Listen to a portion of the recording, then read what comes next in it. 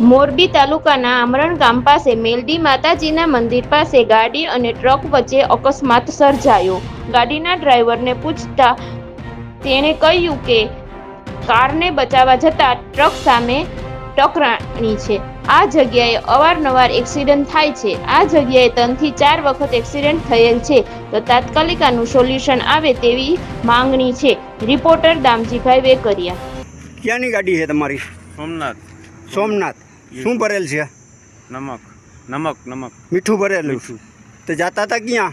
મીઠાપુર। મીઠાપુર, બરાબર છે। એટલે આ ગાડીવાળાનો વાંક છે કે આ ગાડીવાળાનો વાંક આ છે? ગાડીમાં બ્રેક ન લાગી। આ ગાડીવાળાને બ્રેક ન લાગી। રાતનું બન્યું છે કે દિવસનું?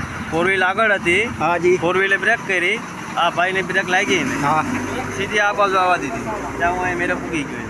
બરાબર છે, ઠીક। હા, એટલે એકેયનો વાંક ન ફોર હોય વ્હીલનો પસાર ટૂંકમાં। કરવા માટે મારી માથે આવવા દીધી। હા, ભલે, ઓકે।